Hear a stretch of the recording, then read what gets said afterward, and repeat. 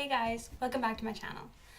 Today's video is going to be about self-care and the different forms that comes in. I think everybody thinks that self-care automatically means going and get a mani-pedi or face masks and stuff like that.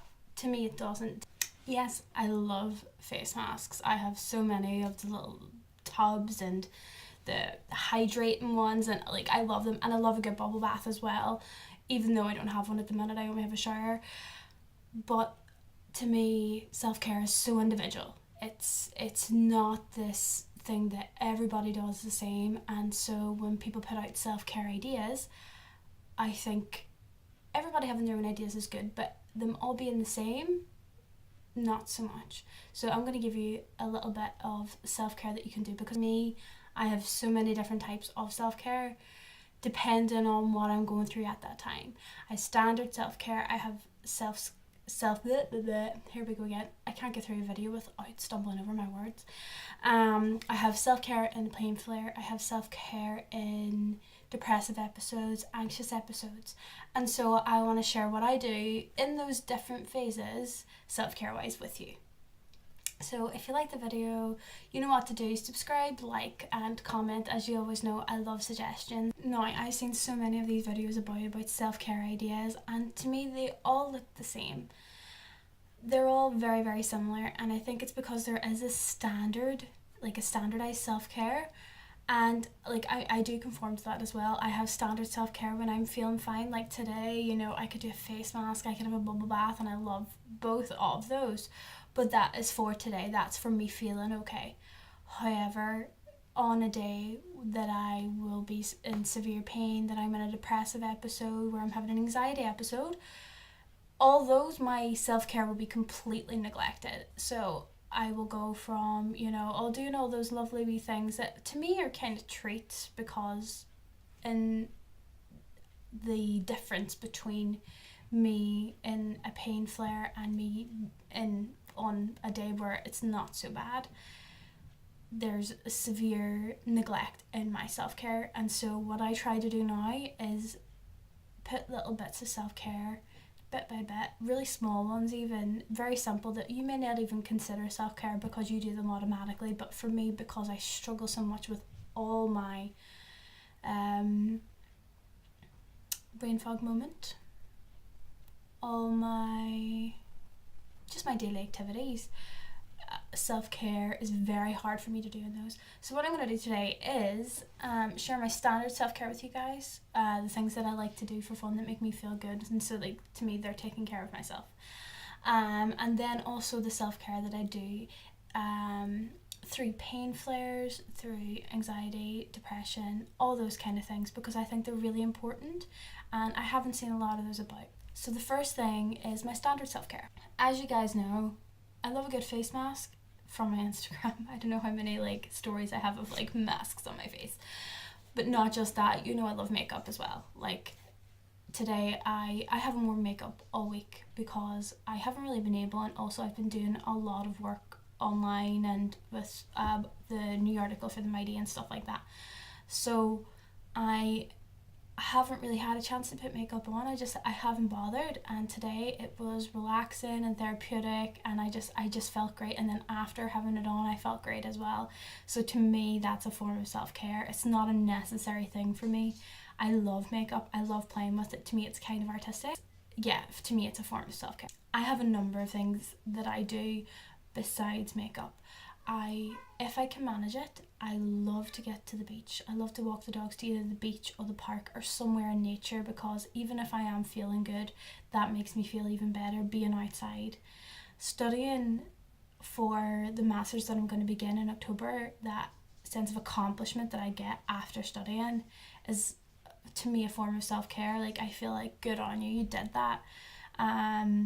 Because my brain fog and my cognitive abilities have really, really slowed down, and I'm trying to get them back because of fibro fog. You know, everything has slowed down for me, and so I'm trying really hard, and so when I'm able to study, I'm very proud of myself. So to me that's a form of self-care, even though it seems like a chore to most people. Like I love learning, and I have always loved learning, and becoming ill has slowed down like process in which I can go and get my career and like further myself intellectually and academically. So this is a form of self-care for me, believe it or not. Another thing that helps me even on a normal day is journaling. I'll have, intrusive thoughts or even things that I remember, and because I go to counselling every Monday, I write them down because one, I feel like it's expelling it from my body and my mind, and I'm like, right, it's out.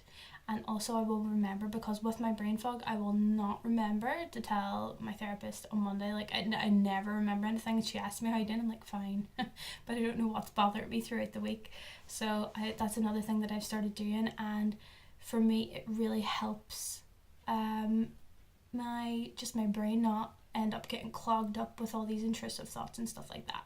The next thing is, no matter what mood I'm in, like if the space around me is tidy, my mind feels clean. However, if the room is messy, I feel so like my skin's itching, like I need to put everything in its place and stuff like that. So for me, that's a form of self-care, cleaning my environment around me so I can just sit and chill. I don't know if that's something that other people do or if I'm just weird or whatever, but to me, I always say like tidy house, tidy mind, because it just makes my mind settle, because I know I don't have to do anything, and when that's sitting and I can look at it and I'm like, right, that needs done, I can't relax no matter what mood I'm in. Next, pain flare. Pain flares are very, very difficult for me. I can do very little. I can do very, very little activity. So the most important things is to eat and drink. Now that sounds very, very simple to someone who doesn't really, hasn't experienced that. However, coming from my perspective, I don't eat because I can't get up. I barely make it to the bathroom, and so I don't drink so I don't have to go to the bathroom. And, I form all these unhealthy, behaviours because I am in so much pain and I can just lie there and I'm on my own and there's nothing I can do. If I eat and drink, I know that I've taken care and I've nourished my body.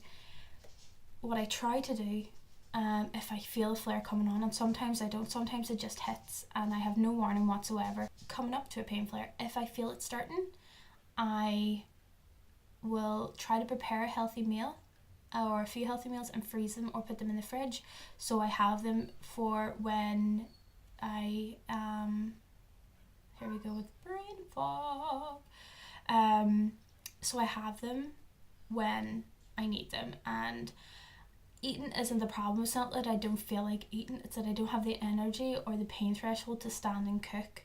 And so doing that ahead of time sometimes is so useful if you feel that your body is going to go into that. For me, I make sure I have my pill box stocked and I'm taking my meds on time, because what happens when I'm in a pain flare, and has happened many times, is I forget certain medications. I forget to take them because I'm just so caught up in the pain, and then that'll make the pain worse and the flare will last longer, and I'll forget to order medication and all that. So what I do is I try to keep on top of that. I have a little list when I go onto a flare. Right, have I got all the medication that I need to last me throughout this? Do I have something to eat that is going to be good for me and that isn't going to, inflame my IBS and all that? And do I have plenty of water in the fridge? So I just make sure all that stuff is prepared. Then to manage my pain, a little self-care thing that I do is fill up hot water bottles if I can manage, or get Tom to fill one up for me.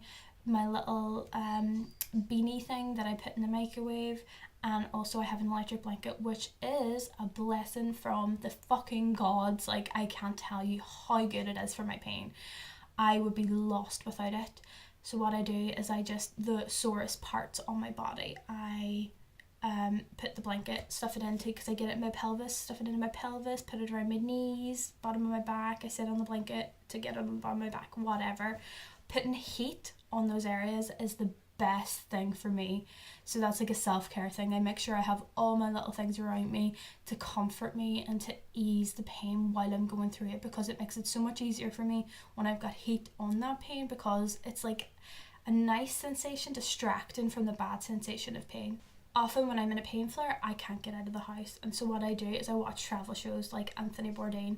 You've probably seen the post that I put up about Anthony Bourdain, and this is why. I watched his shows in so many pain flares and depressive episodes, and anxiety episodes where I could not leave the house, and I can't tell you what his shows did. They transported me somewhere else and got me excited for, you know, the future of possibly being able to travel and all that. Like, so I watch travel shows, or I watch my cozy shows like Gilmore Girls or Heartland. No one's probably gonna know what that is because it's a really cheesy show, but I don't care. It's got horses in it and I love animals, so, and I know that the stories are always going to be fine in the end, and that's what a cozy show is for me. So I probably shouldn't have said that or admitted that. It's like my guilty pleasure. Another thing you need to do during a pain flare: ask for help. This is something that I know we're all too proud to do. I know I put my hands up, I am too proud to do it, I know. However, I do it when I have to. If I need help to clean, I ask for it. If I need help to cook, if I need someone to take me somewhere to the doctor, or ask for help. Do not be ashamed, and do not be ashamed to take your medication either, because I know my pain meds, I try to take them as less as possible, and I almost, in my head punish myself when I do have to take them the full dosage in one day.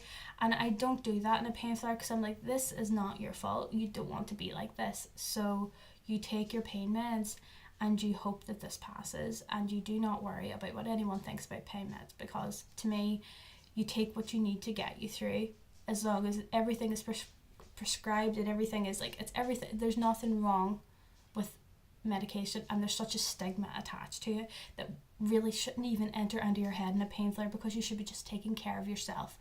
Self-care, like, that's the whole thing here. Another thing that shame is not allowed into this little self-care box of a pain flare is when it comes to eating, because I know I self-professed issues with eating. I am recovering from an eating disorder, BDD and BED. However, because I have started counselling and we've opened up things from the childhood trauma, the links with my eating have become really, really prominent now, and my eating disorder is becoming more and more prominent. And so I'm thinking I may have slipped back slightly, but that's fine, and it doesn't mean that I'm not going to get better either. But what I do when I'm in a pain flare, because I can't cook for myself sometimes, because sometimes there's nobody there, if I have to eat crap or whatever is around me, I will eat it without shame. Like, do not blame yourself or shame yourself or guilt yourself with having to eat whatever is there because you have no one else there, and you have to eat like processed food, and if it's a packet of crisps because it's what's lying there. It doesn't matter, as long as you're putting something into your body for energy at that time. I think it's like crisis stations at that point where there's no one around, you have to eat. If that's what there, eat it. It's not a big deal. Obviously healthy food is better, and that's what I try to do. I try to take preemptive measures. However, that doesn't always happen because it can just come up on you like that and you have no warning. So that's something that I'm big on. I try not to punish myself for eating whatever is there and whatever I'm craving as well, because I do crave things during a pain flare, and I will eat them because I do not care, because I am looking after my mind and how I feel. And if that's what makes me feel better at the time because I crave a nice food, then that's what I'll have. So my self-care for a depressive episode and an anxious episode are more or less melded into one because they're the same kind of thing. The first thing, which is a big thing, and I have carried around a lot of guilt and shame because of my past childhood trauma.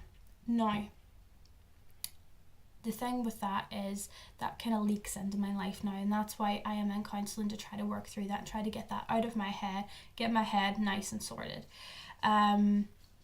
So the first thing that I do is I try to strip away the guilt from not replying to messages and not talking to people when I'm in a depressive or anxious episode, because in that it is so hard for me to talk. The way that how I feel in those episodes is that my body is in fight or flight, whatever way you say those.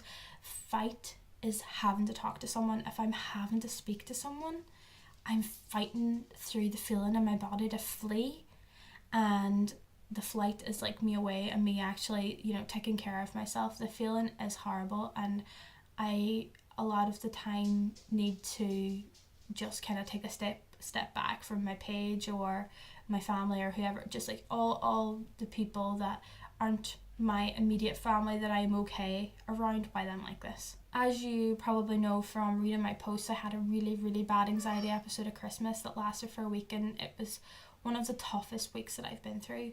And so one of the things that I did then was watch kids films. I know that's crazy, but literally it sounds so stupid as a coping mechanism or a self-care thing, but I sat and watched kids films, and it made me feel better, and I could still feel the anxiety in my stomach, but it was reducing it slightly, and I don't know why. But watch your favorite film, watch whatever makes you feel comfortable or at ease or safe or whatever when you are feeling like that, because that's what you should be thinking about, what makes you feel better, and that's what self-care is to me. Now, two of these are very, very difficult when I am in a depressive or anxious episode, and that is showering and going outside.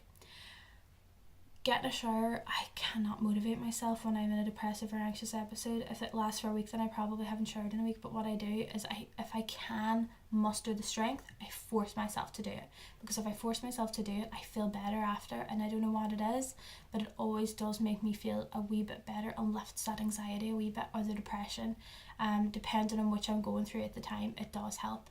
The other one that always helps without fail, even if it is just momentarily in the moment, is getting outside. I can't tell you what that does for me. Like I always say, nature is a natural antidepressant, and it may not be like that for everyone. Maybe yours is like going into the city, or I can't imagine that with like anxiety, but everybody is different. Everybody has their different places that they go that make them feel at peace. And that, like, I live beside the sea, I live beside a beautiful park, and that's where I go. And for even that moment, I get a respite from all those feelings. Another self-care thing that I do, again, is ask Tom for help. I have to be open about what I'm going through, and in doing that, I take care of myself because I'm allowing him to support me emotionally, which is a big, big thing. You need that support, you need that human to human contact, for me anyway, to pull you out of it. It helps me so much that I can't even say. Sometimes I felt myself slipping, and Tom will, like, I'll be sitting on the sofa and he'll come and like lie on top of me and put his arms around me and crush me almost, but I'll feel it lifting, and that's just from that human contact. And so I do think that there is a big thing behind that. Inviting that help in is inviting somebody to help you, which is self-care. It is taking care of you. In my opinion, everybody has their different ways of doing this. Mine's maybe a wee bit different, but I don't think self-care is as simple as face masks and nail polish and pampering. I think it goes way, way deeper than that. I think it's taking care of your body and your mind. Another thing is, I get the fuck up. I do not lie in my bed. It only makes it worse. It makes the anxiety worse. I cannot lie in bed in the morning anymore. As soon as I wake up, I have to get up because I get anxiety dreams now, and I don't know, it's only started in the past few months, but to be honest, it's better for me anyway being up, and it is something I'm going to address. But I do recommend getting out of your bed. It is lying there, you're stewing on all those thoughts by yourself, and that emotion, your curtains are probably closed from sleeping the night before. It's no good. So I get up and I go downstairs and I sit on the sofa, and even if it's just to watch TV, I've moved from one room to the other. There's more light. The last thing that I do to deal with my depression, I don't often do this for anxiety because it doesn't have the same effect, but when I take a massive mood dip, I sit and read my happy journals, which is a little book that Tom got me for Valentine's Day, and I write happy memories about, like, say something really lovely happens, I'll write it down and I'll keep writing them, and then when I go into a depressive episode, I'm isolated, I'm numb, I have no feelings for anyone around me, even Tom. So reading these things and reading the thoughts that I know are my own, I know that the thoughts that I have in that mood dip are not mine, and they belong to depression, and they belong to the malevolent entity that is trying to influence my thoughts and manipulate them. And so when I read my words, I know they're mine. They have not, what's happening at the minute is not me. Thoughts, not mine. So that's my self-care tips. my self-care tips in a pain flare, my standard self-care tips, and my tips in a depressive or anxious episode. As I said, I think they're all different. I think it goes deeper than the materialistic ones that we often see, and again, it is about nourishing your body and your mind, and I obviously do things that no one else will do. That may not be helpful to anyone else, but I just thought I would share them anyway, because you never know what might help someone else. So if you liked the video, make sure to like, subscribe, and leave a little comment. And again, I'm new to all this, so any constructive criticism is welcomed. And don't forget to follow Return of Reb on Instagram. And also there's a link down below for the online video support group if anybody is interested in joining. Thanks guys, bye.